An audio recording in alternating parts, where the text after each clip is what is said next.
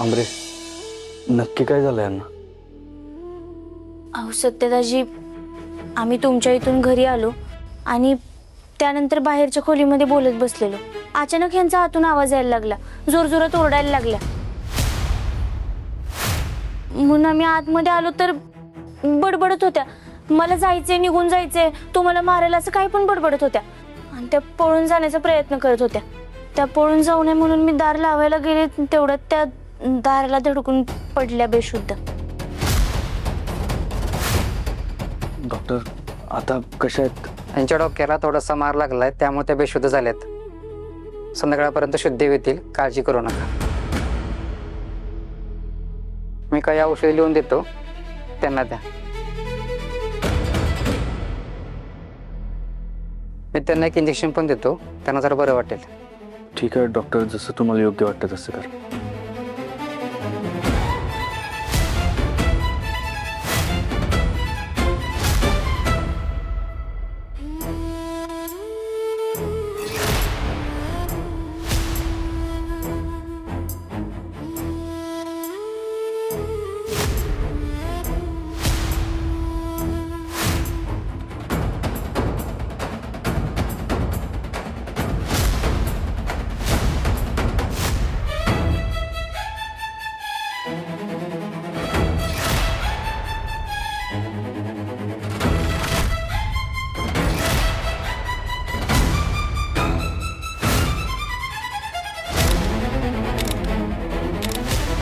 Daddy साहेब, तुम्ही बसा तोवर. मी ठीक आहे.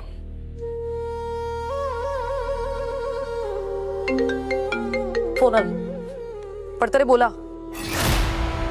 एक मिनिट. हा बोला पडतरे. हॅलो मॅडम, आता एक तुम्हाला फोटो पाठवलाय, तो बघा आधी. त्यात एक मॅडम दिसत आहेत, पण त्या मंजिरी मॅडमच्या घरातल्या वाटत नाहीत आणि डॉक्टर त्यांच्यासाठी आलेत. आधी तुम्ही फोटो बघा.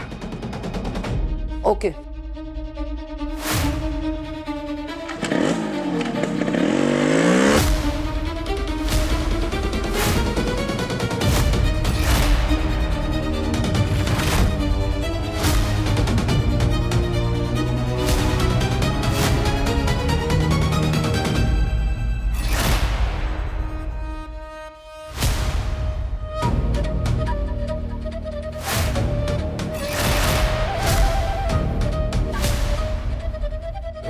ती तिकडे कशी गेली? त्या मंजरी वाघमाऱ्याच्या ताब्यात गेली कशी काय? तिच्या घरी गेली कशी काय? हिला तू माझ्याकडे घेऊन येणार होतीस ना, तिकडे गेली कशी काय? मला पण काय म्हणतोय मी? हो डॅडी साहेब, हो मला नाही माहिती तिथे कशी आहे. मी तिला माझ्या गाडीतून तुमच्याकडेच घेऊन येत होते, तेव्हा नेमकी माझी गाडी बंद पडली आणि मग मी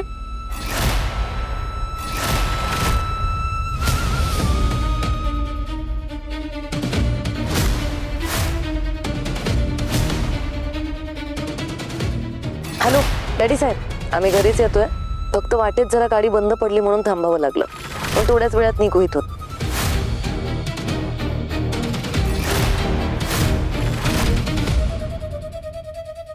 काय काय काय झालं?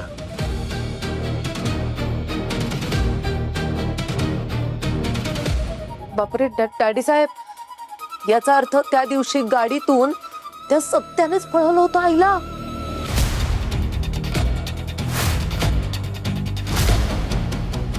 आणि त्या मंजूच्या घरात लपवून ठेवलंय, तोच तिला घेऊन गेला होता. या बाईला ताब्यात घ्यायला पाहिजे मला. या बाईने तुझ्या बापाचं आयुष्य बर्बाद करायचा प्रयत्न केला, आयुष्यात उठवायचा प्रयत्न केला. तिला ताब्यात घेतलं पाहिजे मला. नाही नाही नाही, थांबा. हे बघा, असं नका करू. तुम्ही तिकडे नका जाऊ डॅडी साहेब. ऑलरेडी आर्यनने सगळा गोळ करून ठेवला. तुम्ही अजून तिकडे रागात गेलात आणि ते मंजूने तुम्हाला बघितलं तर अजून काहीतरी वेगळा घोटाळा होऊन बसेल. ऐका, तुम्ही इथेच थांबा, आपण काहीतरी करूया. नाही प्रॉब्लेम होणार, मोठा प्रॉब्लेम होईल आता. जर बाहेर आली, सत्याने तिला ताब्यात केलं, कोर्टात उभं केलं, परत जेलमध्ये जावं लागेल मला. बऱ्याच दिवसांनी राजकीय पुनर्वसन होतंय माझं. आता कुणाची आडकाठी नकोय मला. बघा डॅडी साहेब, प्लीज आहे बघा, मी हात जोडते तुमच्या समोर, नका असं करू. खरंच आपले प्रॉब्लेम्स वाढत जातील. डॅडी साहेब थांबा, तात्या साहेब.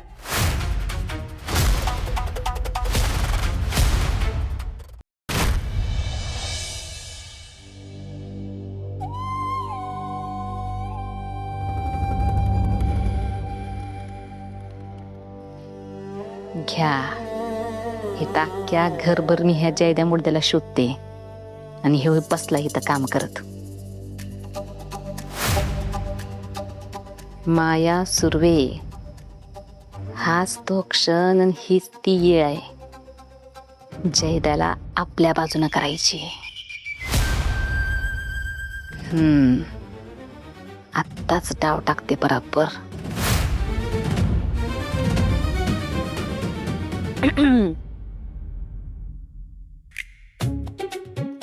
काय करतोय जयद्या? काय नाही मम्मी, ते सत्यादादांनी एका शेतकऱ्याला विहिरीसाठी मदत केली होती ना, पण त्याचा सातबार आहे आणि तलाठी कार्यालयाची कागदपत्र ते जरा चेक करत बसलोय. तिघ बाई गुणाचं माझं शिंगरू, माझं बचडू. जयद्या, हा. सत्याच्या पुरुषलाही चांगलं काम करतेस बर का तू. आणि ही समज बघून का नाही मला तुझा लई म्हणजे लई अभिमान वाटतो बघ.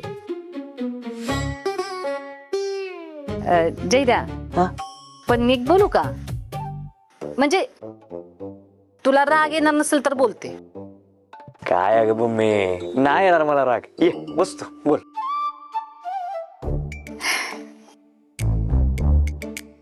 काय?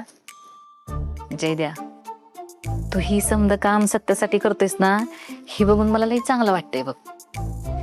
पण माझं असं म्हणणं आहे, काही समद काम तू सत्यासाठी करतोस ना, मग तेच काम तसं स्वतःसाठी का करत नाहीस? म्हणजे बघ, तुझं बी सत्यासारखं नाव होईल,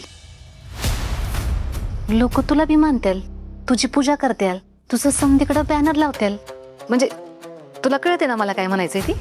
होय, कळतंय मला, पण तू जर स्पष्ट बोललीस तर मला अजून नीट कळेल.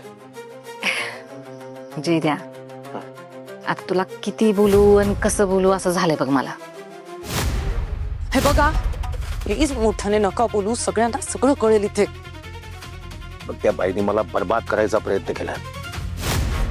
ह्याच्यातनं उठलो असतो मी, जाऊन मला तिला ताब्यात घेऊ दे. नाही ठीक आहे, जा जा तुम्ही जा. आता मला कळतंय तो आर्यन असा का वागतो एव्हरी टाइम. ते सगळे तुमचे गुण घेतलेत त्याने. का थांबलात आता? जा ना. करेक्ट आहे तुमचं सगळं, तुम्हाला हवंय ते करा. फक्त नंतर त्या सत्याने तिकडे तुम्हाला पुन्हा आरोपीच्या पिंजऱ्यात उभं केलं ना, मग मी पुढे काही नाही करू शकणार, हे आत्ताच सांगून ठेवते. का तुम्ही अशी एवढी चिडचिड करताय मला खरंच नाही कळत आहे. तुमचा राग जरा शांत करा, नाहीतर आपण सगळे अडकू. तुम्हाला आई हवी आहे ना तुमच्या समोर, मी तुम्हाला शब्द देते. ही आईला त्या मंजूच्या घरातून उचलून तुमच्या समोर आणून उभं करेन, ती जबाबदारी माझी. तुम्ही फक्त थोडेसे पेशन्स ठेवा आणि माझ्यावर विश्वास ठेवा प्लीज डॅडी साहेब.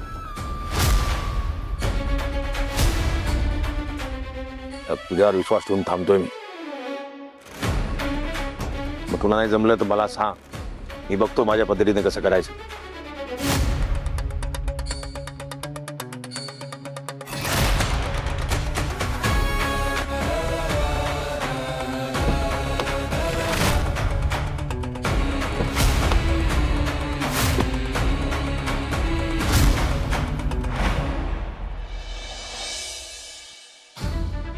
सत्यजितराव, मानिमताई नक्की शुद्धीवर येतील ना?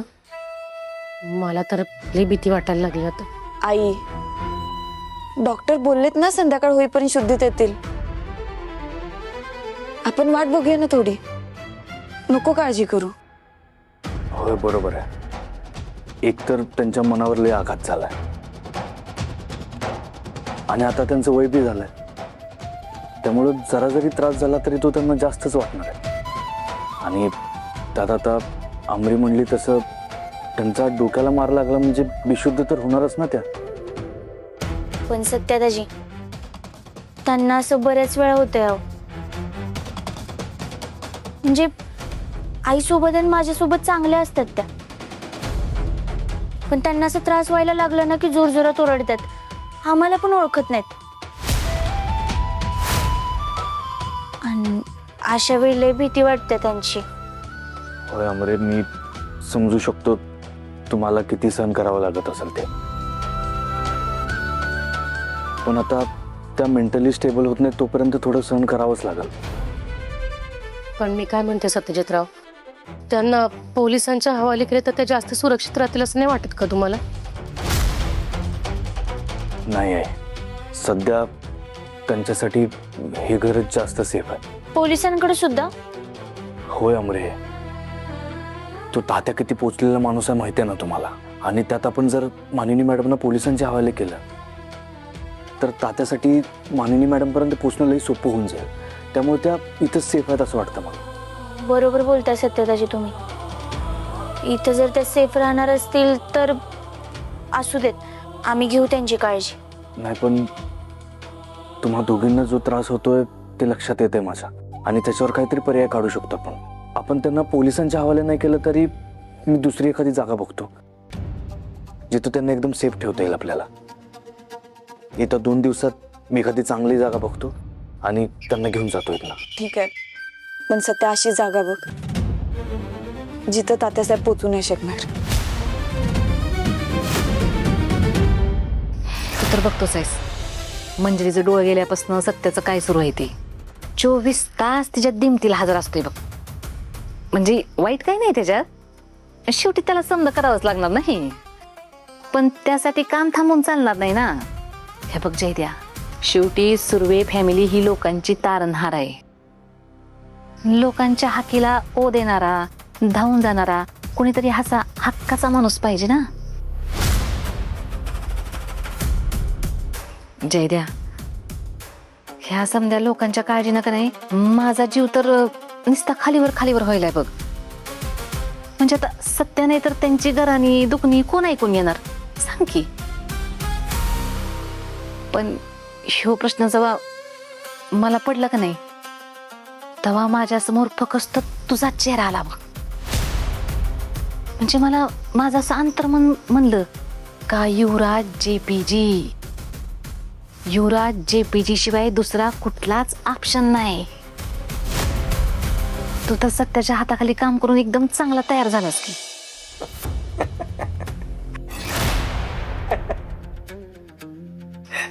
ए जयद्या, हसण्यासारखं काय ह्याच्यात? अरे एवढ्या तळ महिने सांगायला लागले ना मी काय खुळी दिसते तुला? इकडे दिसायला लागले? नाही मम्मी, अगं मी का हसतोय कारण तू सत्याचं त्याला सांग ना डायरेक्ट. हे मला कशाला सांगतेस तू? हे बघ, सत्याचं त्याला मान्य असेल ना तर मला काय सुद्धा प्रॉब्लेम नाही. काय काय आता सारखं आपलं सत्याला विचार, दादाला विचार, सत्याला विचार, सत्याला सांग. ए जयद्या, तुला तुझी ओळख निर्माण करायची नाही का? अरे आपली फॅमिली रॉयल फॅमिली आहे आणि तुला असा सहज खुर्चीवर बसायचा चान्स मिळतोय तर घे की त्यो. बस की खुर्चीवर. आज तू खुर्चीवर बसशील, उद्या तुझं पोरग खुर्चीवर बसल. कसं कळत नाही तुला? म्हणजे खुर्चीसाठी मी सत्यदादाची साथ सोडू असं म्हणणं आहे तुझं? बराबर, ह्यालाच तर राजकारण म्हणतात. जयद्या, लई जण राजकारणात असं वागतात बघ. म्हणजे मोठ्या भावाची साथ सोडून लई जण मोठे झाल्यात. तसं तू बी सत्याची साथ सोड. आणि तर मी बी खासदार होणार आहे, मी बी मंत्री होणार आहे, तेव्हा तुझा बी डबल फायदा होईल ना. मम्मी, तू आमची आईच आहेस ना ग? ए जयद्या, तोंड सापडून बोल बर का. नाही मग आई आहे म्हटल्यावर आमच्या दोघांमध्ये फूट पाडायला कसं काय जमतं का तुला? हे बघ मम्मी, आणि मी तुला त्याच दिवशी सांगितले ठामपणे मी सत्यदाताची साथ सोडणार नाही, तरी सुद्धा तू तेच बोलायला आज आलीस. ए जयद्या, तुझ्या चांगल्याच सांगायला आले होते मी. आणि मी काही तुला सत्याची साथ सोड म्हणत नाही, त्याच्याशी बोलणं टाक म्हणत नाही मी. अरे खुर्चीवर बस म्हणजे जबाबदारी घे असं म्हणते मी. घरातल्या माणसाचा भल्याचा विचार केला का नाही तर ह्यांना समजतच नाही कुणाला. मलाच भारी हाऊस घरातल्या समजायचं भलं करायची. आम्ही नको करू मग आमचं भलं, काय सुद्धा गरज नाही त्याची. आणि मम्मी, मी तुला शेवटचं सांगतो, मी सत्यदादाची जागा घेणार नाही आणि त्याच्या विरोधात तर अजिबात उभा राहणार नाही. आणि बघ, लोकांच्या मनात जे सत्यदादाविषयी स्थान आहे ना ते त्याच्या हक्काचं आहे. मी ते कधीच हिरावून घेऊ शकत नाही. ज्याचं करावं भलं ते म्हणतं माझंच खरं.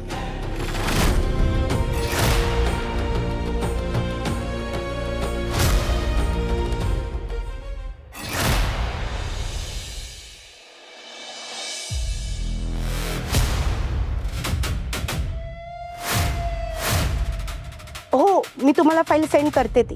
हां, पूर्वा मॅडम आहेत ना? तुम्हाला नाही माहिती तुमच्या मॅडम कुठे आहेत त्या?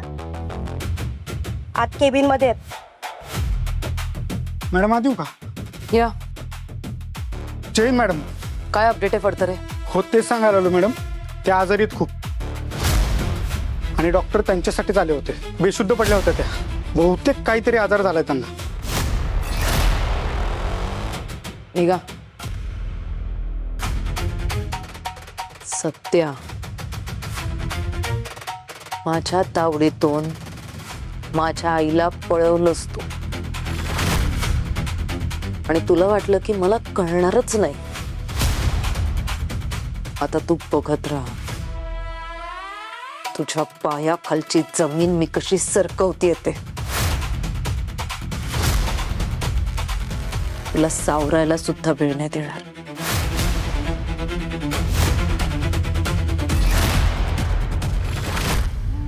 या सावकाश सावकाश. सत्या, मंजू आले का तुम्ही? ये मंजू, बस बस. सूप आहे? बसा. बस.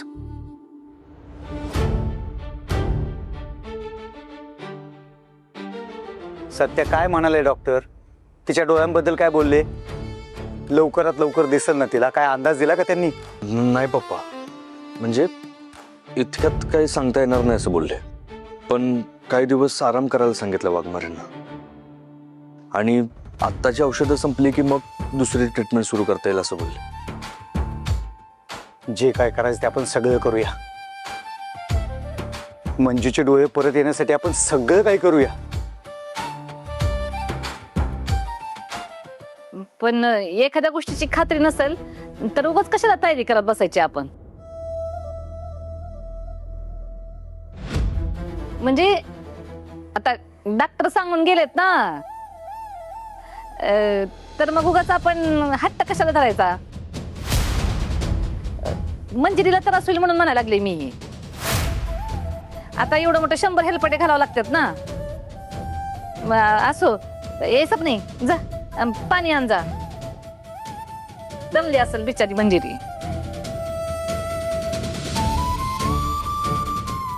हाय सत्या, डॉक्टरांनी काही खात्री सांगितली का नाही? म्हणजे तिच्या डोळ्याला दिसेल नाही दिसेल काही अंदाज सांगितला का नाही? नाही पप्पा, आणि मी बी जास्त विचारलं नाही डॉक्टरांना. आता जे काय होईल ते होईल, वेळेवर सोडून द्यायचं. जर त्यांच्या नशिबात असेल तर होतील त्या ठीक. अरे सत्या, असं कसं बोलून चालेल? हे बघ, सगळ्याच गोष्टी वेळेवर सोडून होत नाहीत. आपल्याला काहीतरी हातपाय हलवावे लागतात. सत्या, माझे काही चित्रकार मित्र आहेत आणि काही परदेशात पण आहेत. मग तिच्या उपचाराबद्दल मी त्यांना पण विचारू का? मम्मी, बाहेरच्या देशात डोळे तपासायचे म्हणजे त्याची काळजी घ्यायला तर मलाच जायला लागेल की सोबत. आपल्या घरात कोणाला एवढं इंग्लिश येते तर मग सोडून मला कुठं नाकाचा शेंडा. मला चालणार असेल तर म्हणजे अहो, तुम्हाला माझ्या परवानगीची काय गरज आहे? तुम्ही विचारा की बिंदास्त.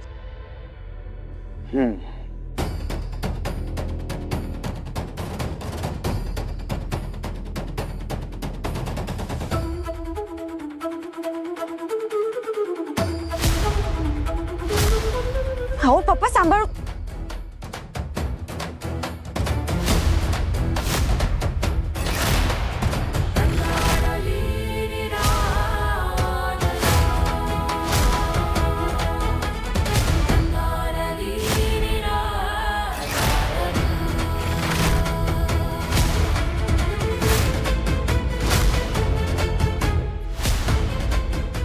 जाऊ बाई, तुम्हाला कसं कळलं का पप्पा धडकणारे टेबलला?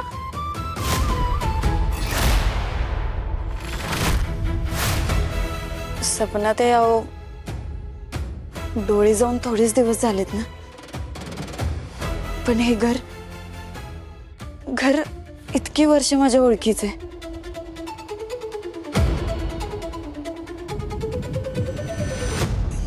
त्यामुळं अंदाज आला मला. पप्पा, लागलं नाही ना तुम्हाला? नाही ग पोरी, पण तुझं मोठं कौतुक वाटतंय मला. घरातला कोपरा ना कोपरा पाठ आहे तुझा. बरोबरच आहे. घरातली लक्ष्मीच घराला सगळ्यात जास्त जवळनं ओळखते. हा बरोबर आहे पप्पा. आता एवढे दिवस ते इथं राहतात म्हणल्यावर त्यांना माहितच असणार ना कुठल्या गोष्टी कुठं आहेत ते. सगळं माहित असणार त्यांना. बरोबर ना मम्मी? हा हा बरोबर बरोबर. चला वाघमारे, तुम्हाला तुमच्या रूम मध्ये सोडतो. माझी बाकी पण कामं आहेत ती करायला पाहिजे ना. चला लोक, चला जाऊ आपण. हो सावकाश सावकाश. टेबल आहे पुढे. सावकाश. दिसत ना तुम्हाला? या. ठीक मी आहे.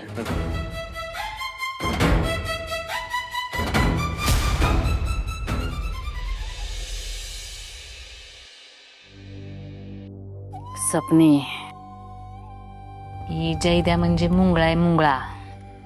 मुंगळा जसा गुळाच्या ढेपीला चिकटून बसलेला असतंय ना, नाही तसा ह्यो सत्याला चिकटून बसलाय बघ.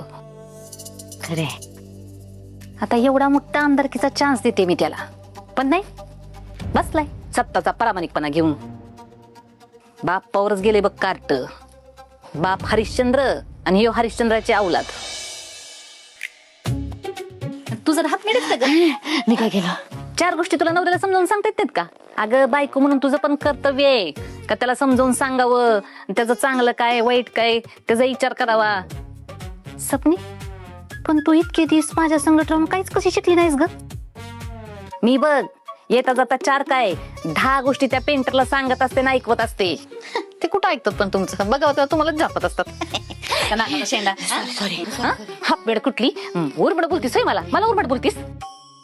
जेवढं सांगितलं तेवढं ऐक नीट माझं. त्याच्या त्याची समजूत काढ. एकदा का जायदा आपल्या बाजूला वळला का नाही का मग त्या नेवळची पळता भई थोडी करू बघ आपण. बया पण ते पळता भई थोडी करायला त्यांना पळता येणार आहे तवा. आणि पळलं तरी कशा पळतील अशा. अगं बाई कपाटाला धडकले, अगं बाई सोफ्याला धडकले. सॉरी. एक नंबर पण स्वप्ने. पण मम्मी मला एका गोष्टीचं अजून टेन्शन झालंय बघा. तुला टेन्शन कुठल्या गोष्टीचं? हो मम्मी, म्हणजे त्यांना खरं खरं जर दिसत असेल तर, त्यांचे डोळे गेलेच नसतील तर आपल्याला पळतो भाई थोडी होईल बरं.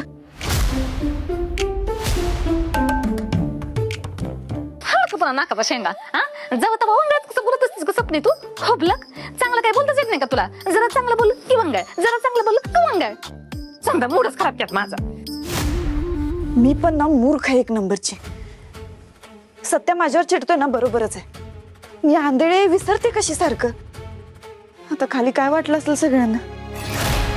बाकीच्यांचं एक वेळेस ठीक आहे काहीतरी सांगता येईल, पण मम्मी साहेबांनी सपनात आहे